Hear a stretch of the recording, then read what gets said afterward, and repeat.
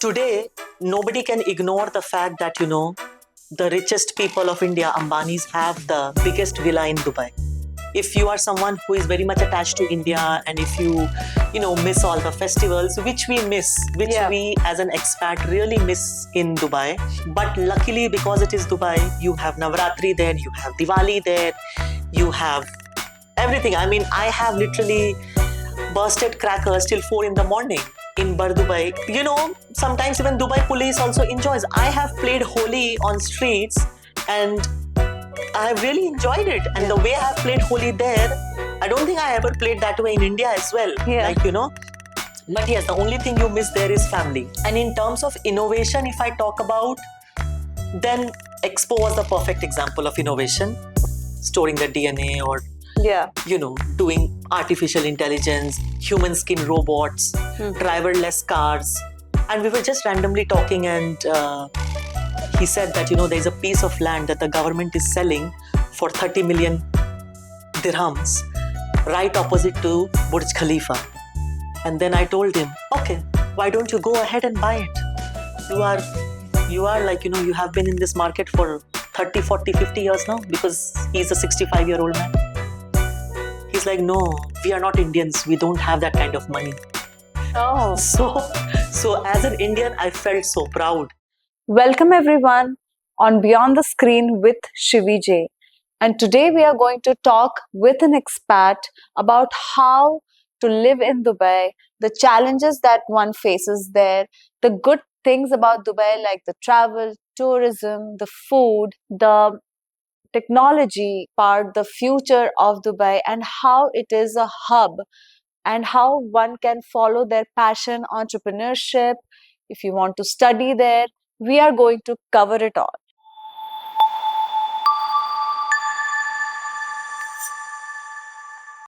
Hi Tabishi, how are you? What's a typical day like for an expat living in Dubai?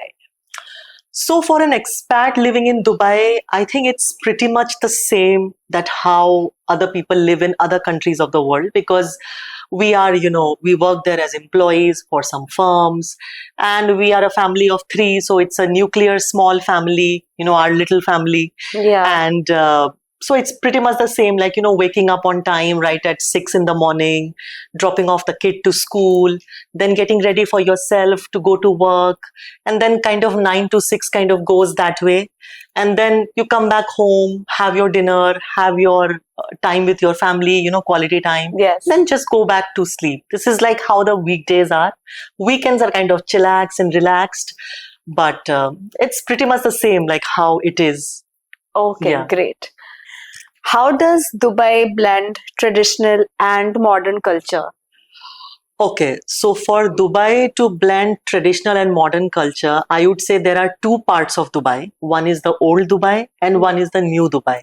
Correct. Now, if you really want to see physically both parts of Dubai, you need to visit this tourist spot called the Frame.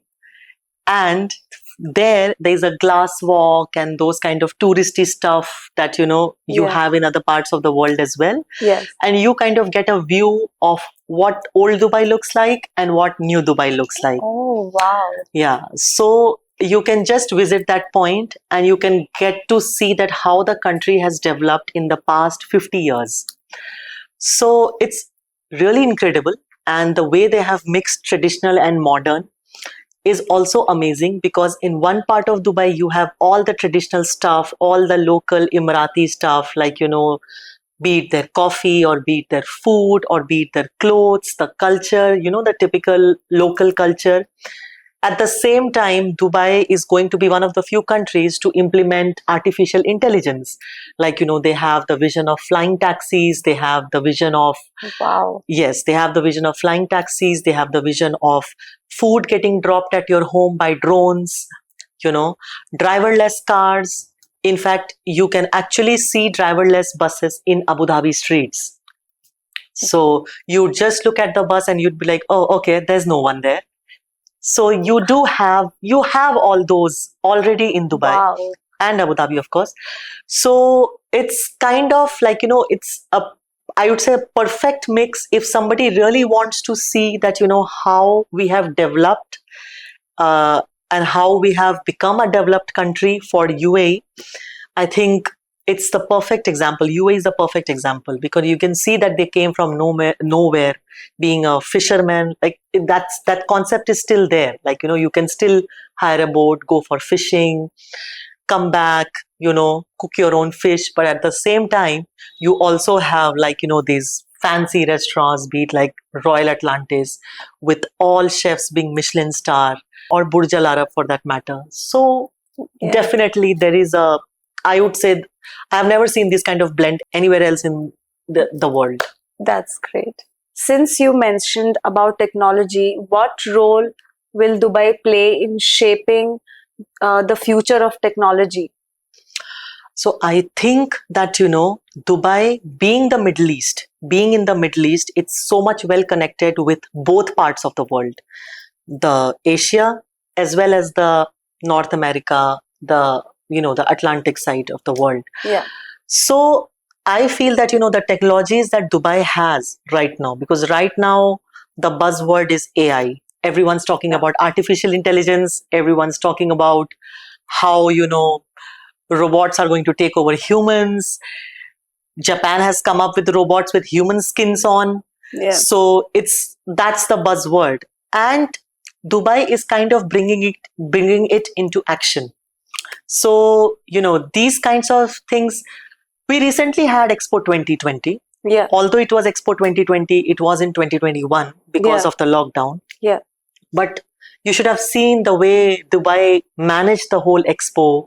Dubai got the concept of artificial intelligence, and few of those concepts are converted into tourist spots now, like Museum of the Future, like Aya Universe. The Aya Universe is most talked about in Dubai right now. yeah. So all these are just bits and pieces of expo which have been converted into tourist spots for people who missed expo.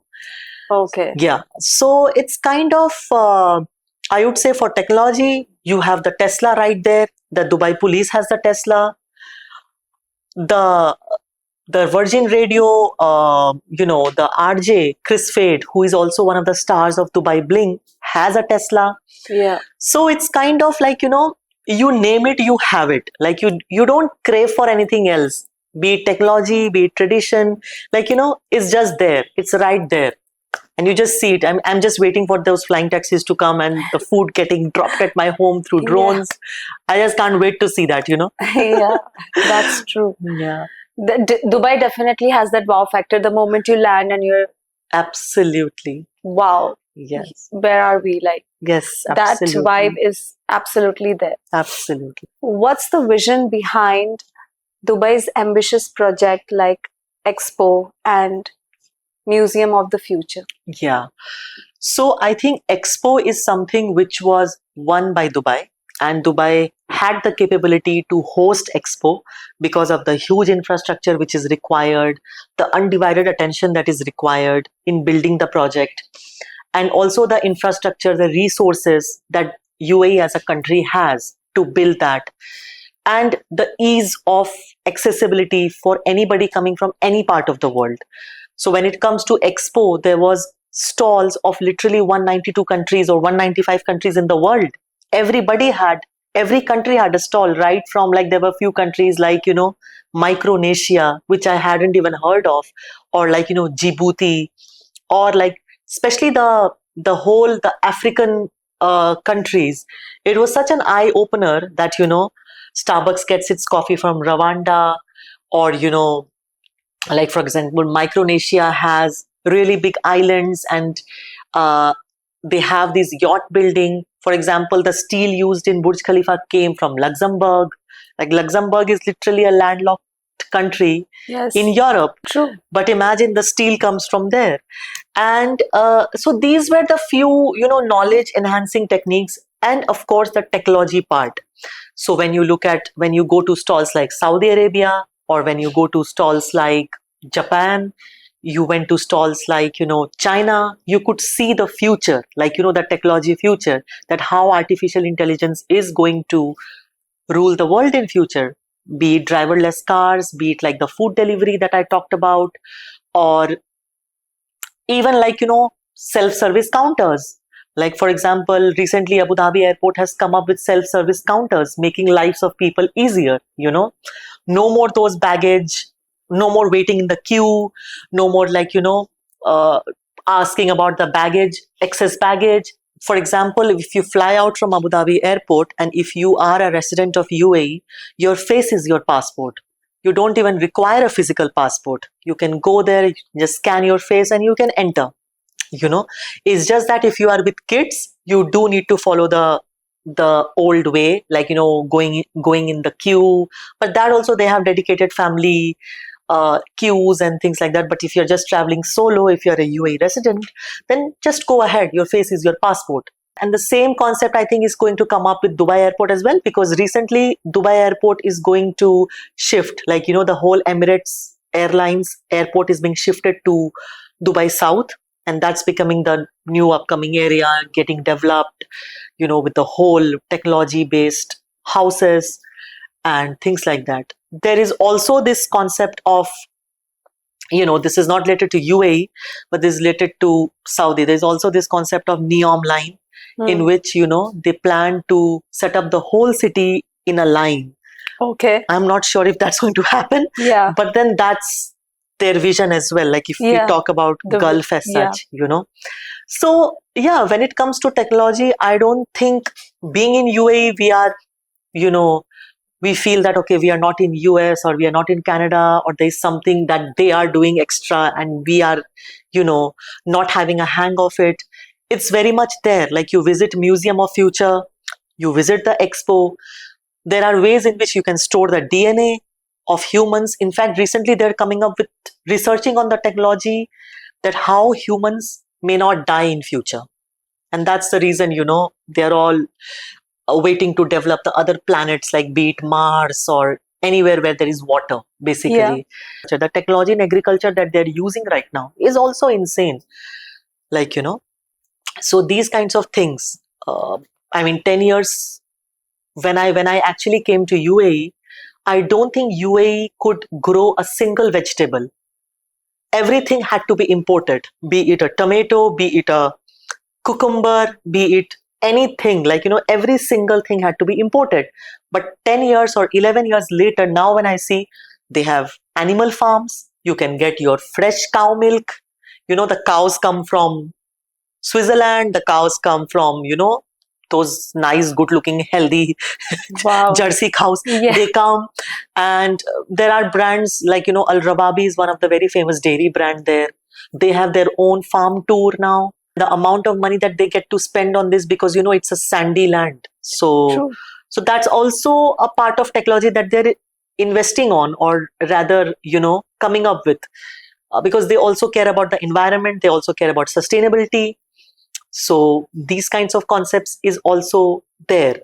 Cloud seeding they have started with, which means that, everyone used to say it doesn't rain in UAE, it doesn't rain in Dubai.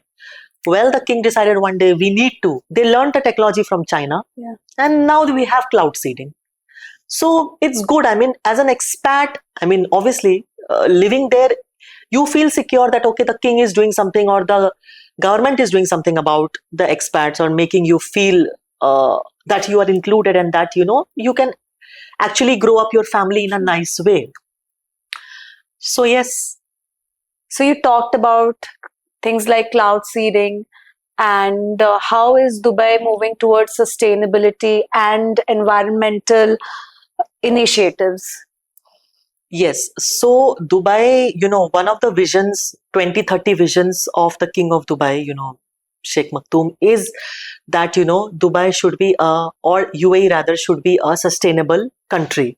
Right. Now, there is a area, or rather a place called Sustainable City in Dubai, where everything is sustainable. The entire household, the flats, everything runs on solar energy only. That's great. That's great. So they have like huge villas, and most of them are owned by locals. But even Indians are, because, Indians are large population. 85% of UAE is Indians. you know. So it feels very great, like, you Yeah. know, it feels very great. Don't you And already feel like you live in India? yes, absolutely. That's the reason that I stay there, to be as much closer to India. Yeah. So there is also like a professional building. It's called Masdar City, which is in Abu Dhabi. It is built by Siemens, the Hmm. company Siemens, and the whole college offices in that particular Masdar City works on solar energy. Wow. So it's really like, even like, for example, having glass roofs, you know, getting natural sunlight, no bulbs, you know, these kind of things, building the house in such a way that, you know, you just wake up, you have a natural sunlight kind of A feeling, system yeah. feeling, saving electricity, saving energy, and at the same time, you know, having a really quality and sustainable life. So these kind of houses, they really have big areas, big farms where they grow their own vegetables. They also have like a petting farm where there are animals, kids go and play around them. And they also have this concept of air condition, like green electricity kind of concept, where, you know, the air condition doesn't, the bill doesn't come too much, or it is like how do I say, even that particular air condition is healthy, to be Right. honest. Oh, Because in air condition also you have a healthy and a non-healthy one. So if you are in that healthy air conditioning, your bones won't pain, you oh, know, these kinds of concept. There is deserted area and there is like complete desert, but it has become so green now that you feel that okay, like something good is happening, or they're going in the right direction. The that's weather good. is changing. They have technologies such that, you know, there is an island in Dubai, in UAE. It's called World Island. So they have this Lebanon Island, they have Italy Island, you know, these kinds of islands. Wow. And the best part about that island is that when you go to, let's say, Italy Island, you don't only get Italian food or Italian culture, you get the weather of Italy as well in that Wow. particular island. Wow. So that's, so there is like a rain street Yeah. in Sharjah, somewhere in Sharjah, Wow. where whenever you are missing rain, you just go there And and it's enjoy the raining. rain. Yeah, enjoy the Oh rain. God. So like they're really way ahead Ahead. Yeah. uh, of their time and of their concept and the way they think. They just don't want people to miss out on anything, because they know this fact very well that, you know, the weather's not good there, you know. Okay. So they really don't want people to not come to Dubai because of a bad weather. That's so Yeah, thoughtful. really thoughtful. Yeah. So yeah.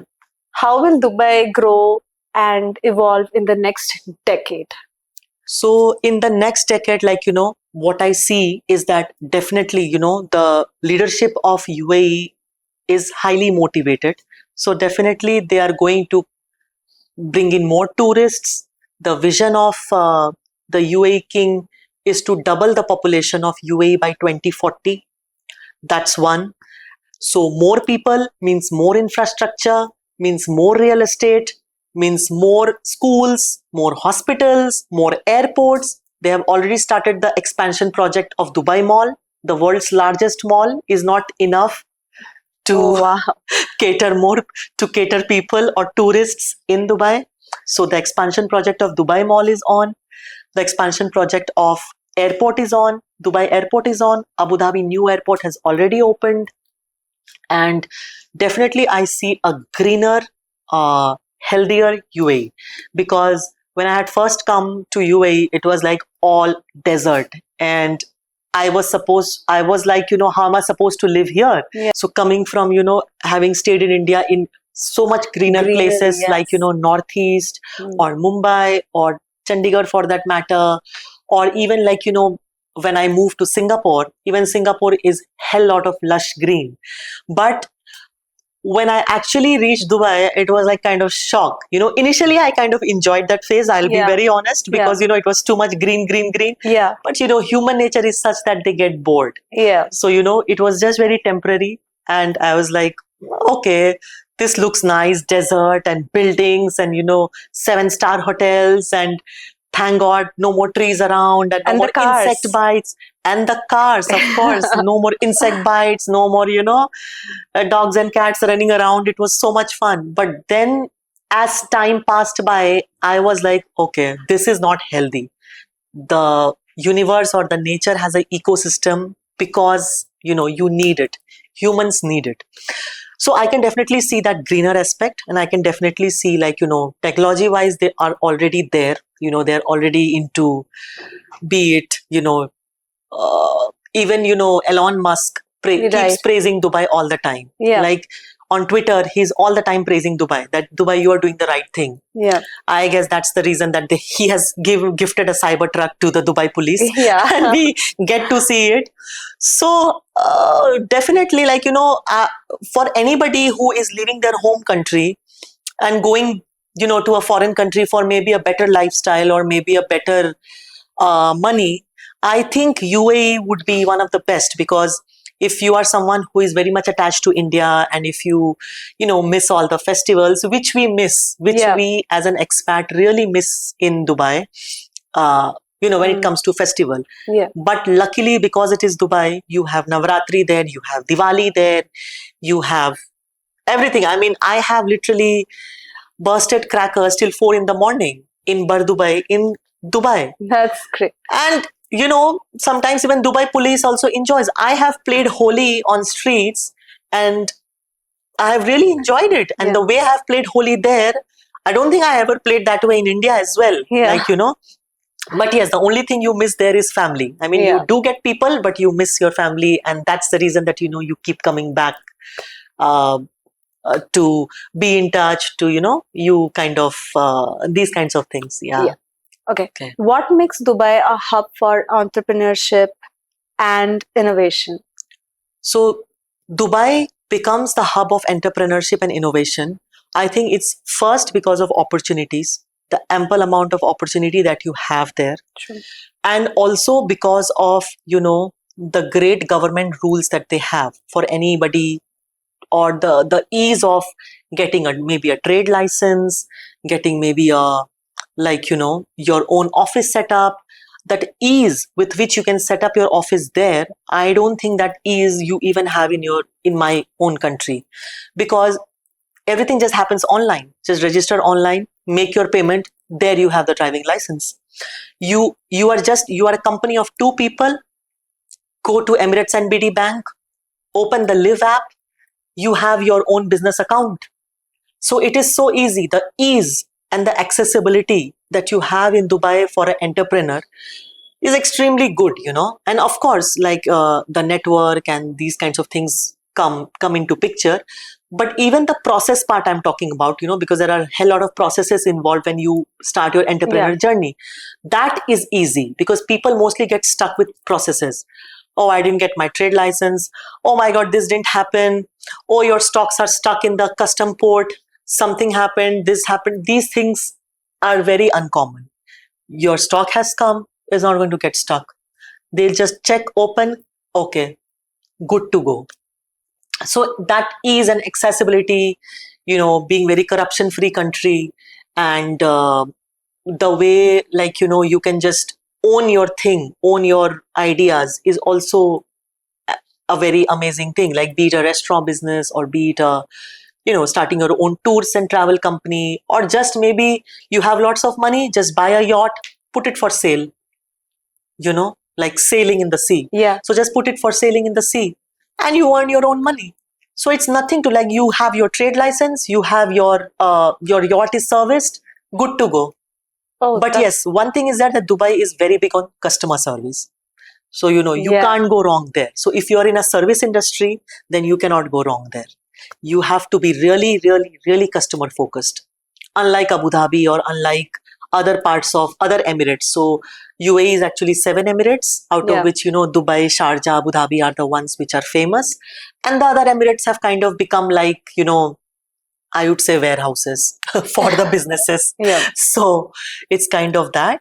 Uh, and in terms of innovation, if I talk about, then Expo was the perfect example of innovation. But for an entrepreneur, yes, if you have that kind of network, if you have that kind of resources, because for innovations, they are actually into R&D, like, literally research and development. Like, as I said, storing the DNA, or, Yeah. doing artificial intelligence, human skin robots, Hmm. driverless cars. True. So in that, I feel If you have that capability, go ahead. Okay. Nobody will stop you. Yeah. Yeah. Nobody is there to take your share or nobody is there to put you down. Just you have an idea, just go ahead. Okay. Yeah. What opportunities exist in foreign investment and trade in Dubai? So I think that's the main business of Dubai, foreign investment and trade. Okay. Yeah. Because they are traders. They started as a fisherman that was trading as well. And they continued building up on that. So they are traders. And when it comes to Dubai, Dubai doesn't have oil and gas, unlike Abu Dhabi. Abu Dhabi is built on oil and gas. They have the resources, they have the energy, they have the money. But unlike Abu Dhabi, Dubai doesn't have oil and gas. So if they don't have oil and gas, the areas that they have looked into is tourism. Tourism is number one for them. Real estate. Today, nobody can ignore the fact that, the richest people of India, Ambanis, have the biggest villa in Dubai, you know.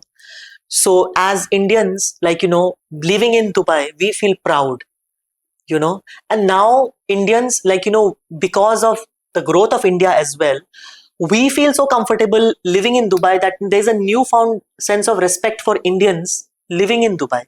Like I remember, just speaking to my friend who was from half Syria, half Philippines. And he was also a businessman, and he was into real estate and, construct building of buildings and, construction of buying into lands and things like that. And we were just randomly talking and he said that, there's a piece of land that the government is selling for 30 million dirhams right opposite to Burj Khalifa. And then I told him, okay, why don't you go ahead and buy it? You are you have been in this market for 30, 40, 50 years now, because he's a 65-year-old man. He's like, no, we are not Indians, we don't have that kind of money. Oh. So as an Indian, I felt so proud. I felt so proud because the biggest villa in Palm Jumeirah is owned by Ambani. Cristiano Ronaldo is his neighbor. Yeah. Shah Rukh Khan is his neighbor. Yeah. Mahendra Singh Dhoni is his neighbor. Yeah. All of them are Indians. Yeah. Sanjay Dutt is his neighbor. All of them are Indians. Yeah. So as tourism and real estate, these are the two major areas where Dubai focuses. And they focus on people who have that kind of money. So Russians, hypermarket. But the opportunity that Mr. Yusuf Ali got from building this hypermarket is Lulu is literally everywhere now. Yeah. It started first in Dubai, then it reached India. So, earlier when you asked me about entrepreneurship and innovation, this is the kind of opportunity that you can also get. I have some of my friends and colleagues who have opened restaurants, Mm-hmm. and who didn't get somehow opportunity here and they opened it there, and it's now they have chain of restaurants and they have franchisees of that. It even I was thinking that, because their restaurant is not in Abu Dhabi, so I was thinking that, why don't you open it? But then, Yeah. these kinds of things. So that's their port is, the Dubai port. It's called DP World. That's one big part of economy of Dubai. That's where all your goods come and the whole trading happens and import, export. So nothing's exported, but yeah, import. Export also, they mostly export the dates or maybe camel milk. These are Yeah. something that they export. These are something which is traditional. And dates also, they try to import from Saudi, because that's they True. consider the tastiest one. Yeah. So these kinds of things. What's the future of Dubai's real estate market? I think the future of real estate market is going to fly. The amount of real estate people are building into, and with the amazing rates. You look at the rate here in India and you look at the rate in Dubai, you will feel that it's better to buy a property there rather than here. It's just that here it's your home country, but if you look at from, investment point of view, not living point of view, it's amazing there. And plus, even if you're not renting out, you have a vacation home, and Dubai is always a good idea to have a vacation home, because so many Indians, so many variety of Indian food. Whether you are a vegetarian, you are a Jain, you are someone who doesn't eat, garlic, onion, you have restaurants for that as well. Right. So you will not miss out on anything. And they have good, uh, you know, good real estate business is there for them. And I can see that, more than Abu Dhabi, I feel Dubai is the one into real estate. So it's pretty good. I would say pretty good. Yeah. Okay. Now, talking about schools, Yeah. you have a son, Yeah. 7-year-old son, Yes. and how has your experience uh, has been like raising a kid in Dubai, and what difference do you see in terms of how you have raised your kid in Dubai versus how it could have been in India? There is a lot of difference because the way, I was brought up here in India, and I tend to compare, like, I think most parents would relate with me here that you tend to compare your kid's childhood with your own childhood.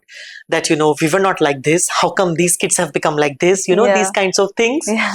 So I tend to compare, but then I do realize that, he's born in a different generation. So when he goes to school, he says, oh, my friend is from China, my friend is from Egypt, Yeah. I have a Moroccan friend, I have a, Ukrainian friend, I have a Russian friend.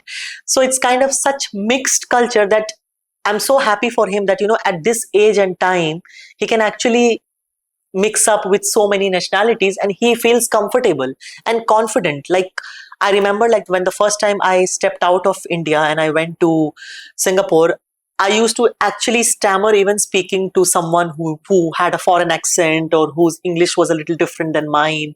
And I used to be like, oh my God, or maybe feel a little underconfident that, how am I going to speak to him? But when I look at him, he's like, he doesn't care what nationality you are. He has his own, mind, and he'll just go around and speak whatever he wants to speak. And we used to, as kids, or rather as teenagers, we used to judge, oh, he's Spanish, oh, I don't know how he'll be. But he doesn't judge on those things. Yeah. It's more of like, he wants to have a conversation. You understand English, I understand English, we are good, Yeah. so I'm very happy for him that, he's growing up in this kind of environment where so many nationalities, mixed culture, and getting to know about religions, all religions and their uh, good side, because sometimes we tend to be like, okay, our religion is the only religion, but acceptability of all religions and accepting that, okay, you are this, I'm this, you're, you come from a different family background, I come from a different family. Acceptance of that comes very early on in life, and Oh. making you prepared for the world, not only for your country but for the world, that you can put your foot down anywhere. Yeah. Talking about the local dishes that you mentioned, how's the food scene like in Dubai? Oh my God, I think there's one place in the world where you can get food of all the countries of the world. It is Dubai. Right from a Mongolian barbecue to like a typical desi Jain food, Oh you my can God. get everything. Like, everything there. So it's amazing. The food sense is amazing. I mean, I have gained 10 kilos in 10 years. So I'm already, and it's not decreasing. It's on the rise. So it's like, the food scenes is crazy. Like, the moment you see anything, you feel like, let me eat this, let me try this. Everywhere you go, like, there is this concept of hot pot there. Yeah. Where, you go and just, like, there's a big hot soup and you start putting all your things, like, your meat or Ingredients, yeah. vegetables, whatever you want, and then just start slurping in. So right from that, that's, I think, more of Chinese, Vietnamese, or Vietnamese cuisine. Anything, you name it, you have it. But if you talk about the local cuisine, so yes, they have this chicken rice and they have this special dessert. It's freshly made, so it's really, Okay. you're supposed to have it hot, and so it's really nice to have it in a winter night or something like that. Yeah. So those kinds of things, or just like a zaatar bread. Food sense is insane. I mean, if somebody who's a foodie or a food blogger, Dubai is the place. Okay. What are some hidden parts or offbeat places of Dubai? Okay, so like hidden gems. Yes, Yeah. hidden gems. So hidden gems of Dubai would be, not in summer, but in winter, they have started this concept of desert cafes. So you just drive, and middle of nowhere in the desert, you'll just find a cafe Oh, with wow. like literally sitting spots and some fireplace with some like bonfire kind of place. Just sip your coffee, have your hot chocolate, grab a blanket. Maybe someone's doing a belly dance there, or that traditional tanura dance, which is like an Egyptian dance. Yeah. Someone's doing that, and you just have that. So those are the hidden gems. Or you have this love lake, Al Qudra lake, Yeah. where you can go around, feed the fishes, feed the ducks. Or there is a really nice hidden gem. I don't think many people are aware about it. It's called the Flamingo Lake, Yeah. where you can just go and shake hands with flamingos. Oh, It's wow. just there everywhere. Talk So about nature, and there it yes, is. there it is. So that, and yeah, other than that, of course, lot of these days they have come up with very homemade desserts. So there are certain villas somewhere making tiramisu maybe, and selling it off by 5 p.m. Oh, wow. So you get to try the fresh tiramisu or the fresh Arabic coffee, things like that. So these would be hidden gems, I feel. Yeah.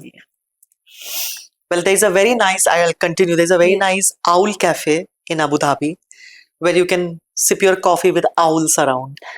Oh, yes, I think I have seen a picture of that, Yeah, and yeah. it's amazing how beautifully those owls they blend with you, Yes, and they're just part of your ecosystem, and you're just enjoying your enjoying it. Yeah. coffee. That's great. And what inspired you to move to Dubai, and what's the best part about you living there? So, what inspired me to move to Dubai was my higher education, Okay. because I didn't really want to move out too much away from India, Mm-hmm. and at the same time get my degree from a foreign land or live there and experience it. So that was my one of my charm to get into Dubai. And the best part about living there is, I think just the freedom and just the fact that you are so safe. Like sometimes we don't even lock our doors before moving out. So it is that safe a place. Yeah.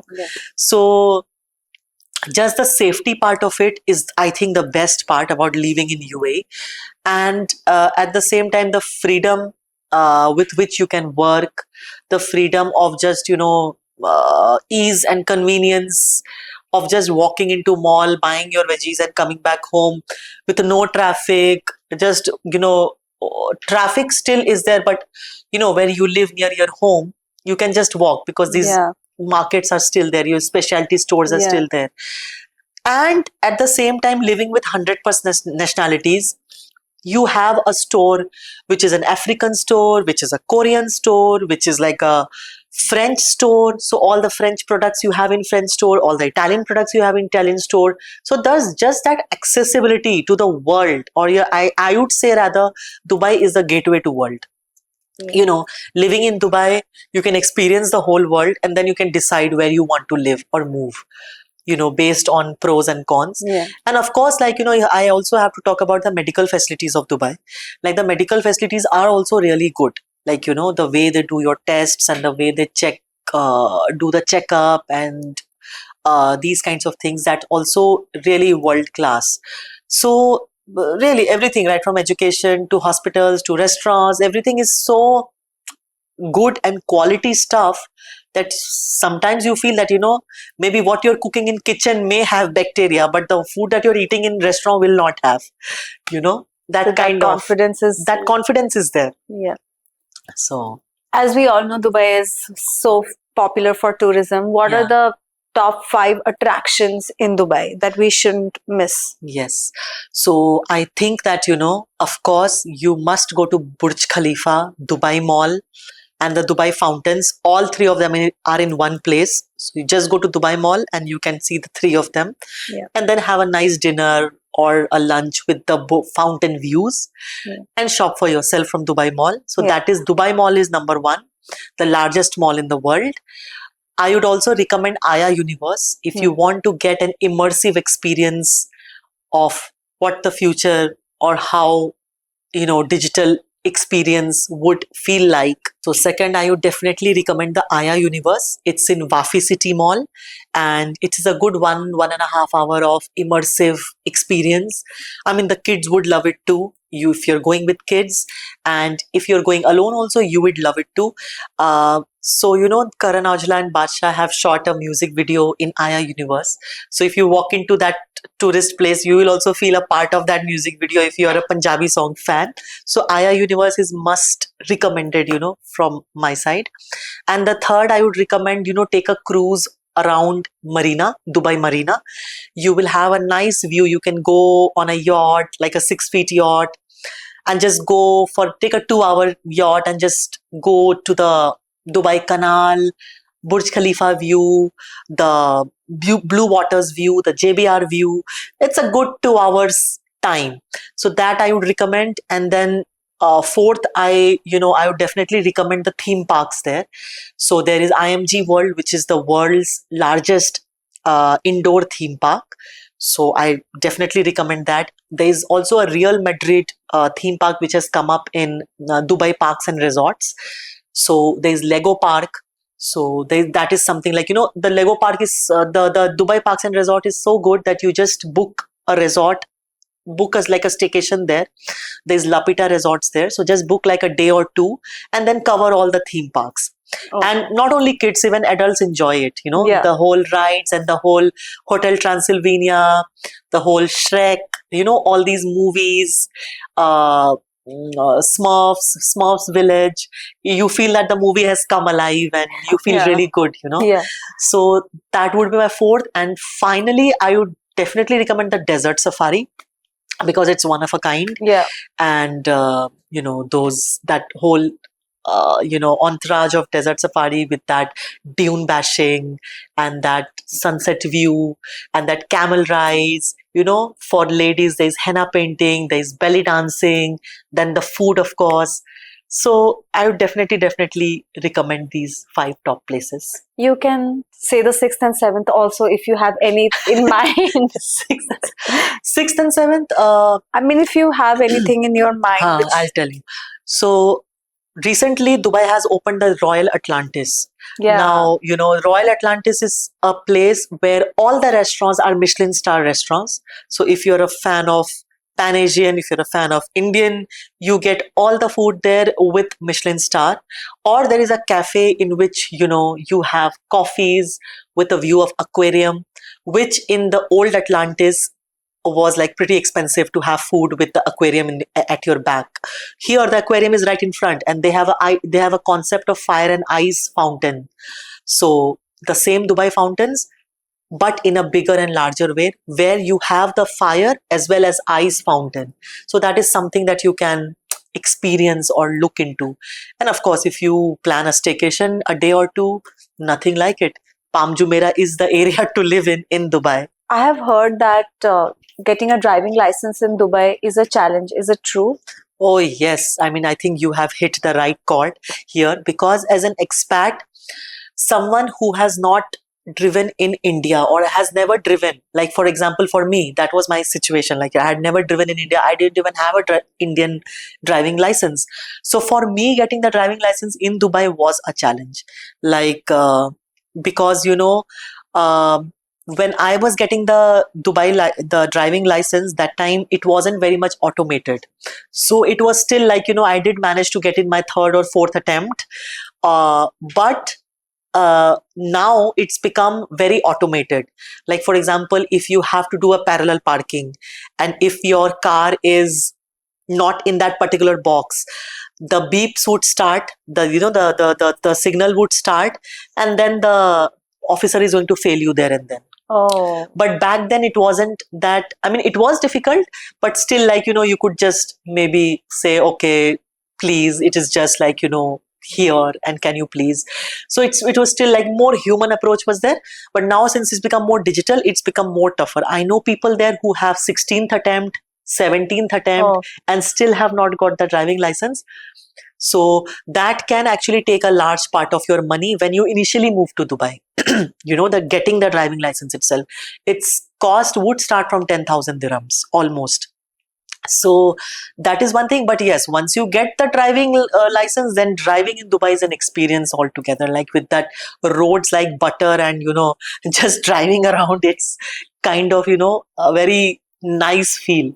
So I mean, even though it takes a lot of time, I highly recommend that do get that license, so that you can have an experience of driving around and feeling that independence. And that's how you need to learn driving in Dubai, because that's how you will learn about the country. Otherwise, you will not learn about the country. Otherwise, you'll just be from point A to point B and thinking about the yeah, taxi money and the public transport yeah, money. yeah. But if you really want to know about the country, you need to learn driving. What advice would you give to someone considering moving to Dubai? First of all, I would say that, if you're moving to Dubai on a job basis, like if you've got a job and then you're moving to Dubai, make sure your salary is really good, because you need to have good salary to survive there, because cost of living is extremely high, in the sense that, you will find it high. Okay. Starting from your rentals to your vegetables to everything, school fees, everything is really high, because then it's value for money as well. So make sure you negotiate with your employer that you get a good chunk of money if you are a family of 3 or 4. And if you're moving as a student, then well, just enjoy your time, learn and get business ideas, and see how you can put your foot in that country and build something for yourself as well as for the country. Yeah. So do that. And if you are just someone, just a normal expat, whose game is that I need to earn enough money and I need to go back to my country, or I need to go to some first world country, USA, Canada, and settle there, then do it that way. So it really depends, like why you want to move to Dubai. But I would say the most important thing is that make sure you have a good amount of money to live there. Thank you so much, Tabishi, for giving us such valuable insights on how life is like in Dubai, not just about food, tourism, culture, but also about future development. We have so many takeaways from you today. Thank you. Thank you for having me. I really had a good time. Yeah. And I hope that, people do get information from this, and people do end up moving to Dubai. Yes, I was sold for sure. Thank you. Thank you.